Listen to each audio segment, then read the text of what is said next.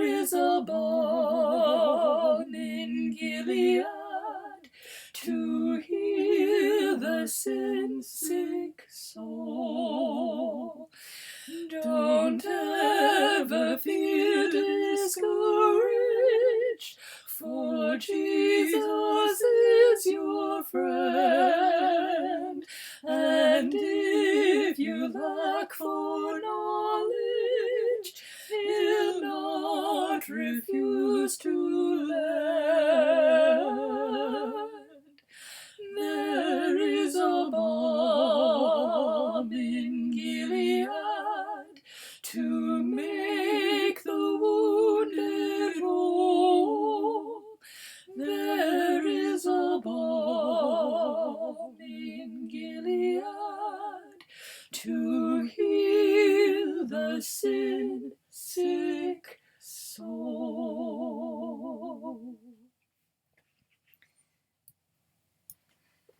Well, my friends, we have made it to the solstice.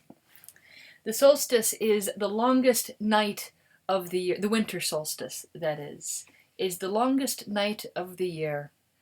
And it is around this time of year where the night is so long and it seems like the light has left our world. This is when so many traditions have so many practices that call the light back. But it's also a time of sadness and grief. Sometimes these traditions, like Christmas, there's such an emphasis on joy and happiness. And yet, for so many, it is not a happy time at all. Typically speaking, in many Christian traditions, there's also the tradition of having a blue Christmas celebration. And these tend to be on the solstice, on that longest night, as a way of getting through that dark time and bringing that light that shines in the darkness into our hearts again, in some manner of hope, while also acknowledging the grief and the loss and the sadness that can well up in our souls this time of year. And this year has been one of a special grief and loss. But also, in so many ways, another coping mechanism is to try to put it behind us, to ignore it. We're closing the door on this year and we're moving on to the next one. But grief must be acknowledged. Loss must be acknowledged. Because if we cannot acknowledge these things, then they fester. And it becomes like a cancer that metastasizes throughout our souls and can cause us sickness. So today, after the scripture reading, I will be talking a little bit about those lights that shine in the darkness. But I hope that in your goings about today, I hope that you find ways to, maybe it's light a candle in acknowledgement of loss, or take some time of prayerful contemplation to acknowledge all of the changes that have happened this year, and that which is not the same as it was before, and the people that have been lost, the people that are in your life but you won't be able to see this year, and acknowledge your sadness about all of that.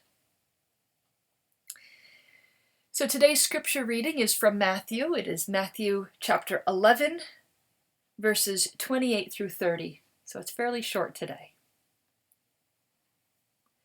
Come to me, all you that are weary and are carrying heavy burdens, and I will give you rest.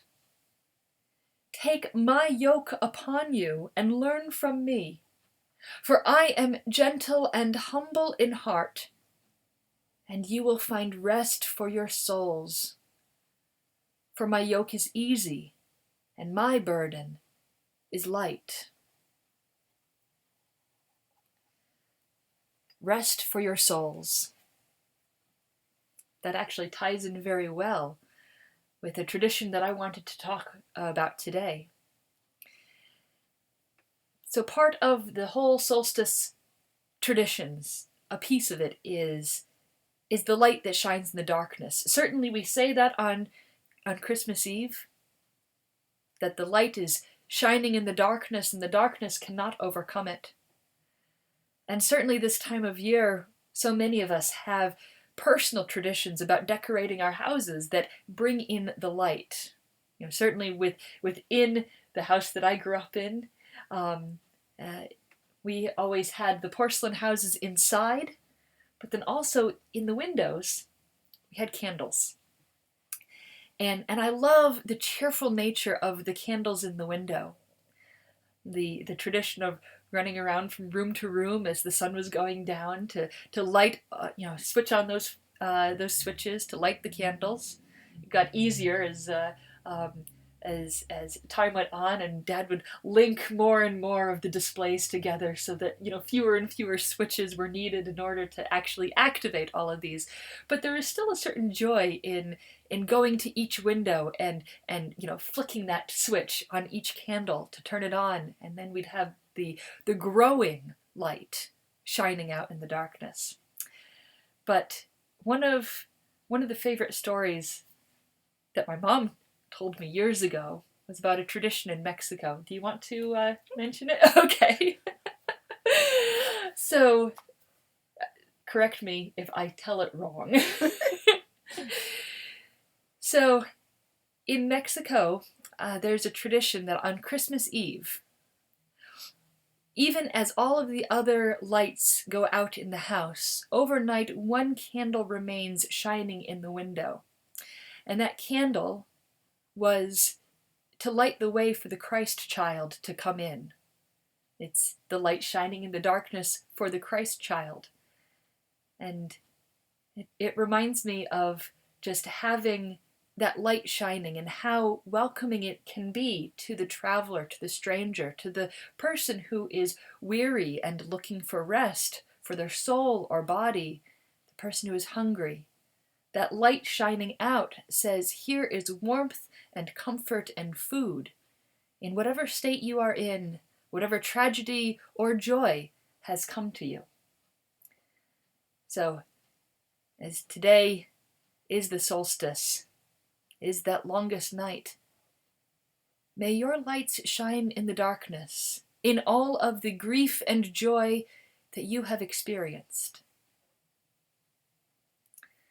So let's sing some more verses from the antiphons as we conclude up this video. And they're on 88.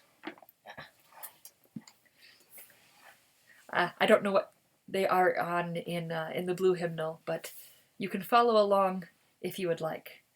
And we're doing verses 3 and 4 in these hymnals. And let me adjust the microphone.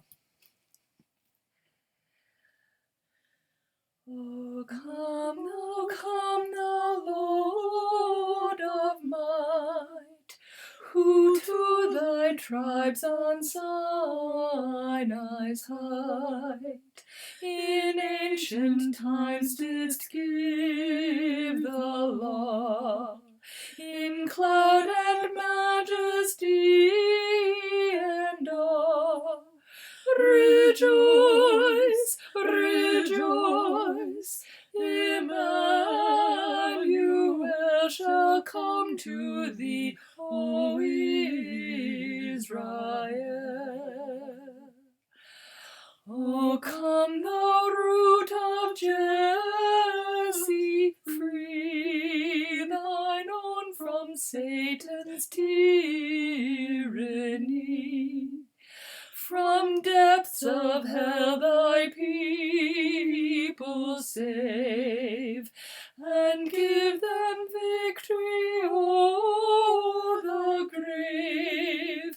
Rejoice, rejoice, Emmanuel shall come to thee,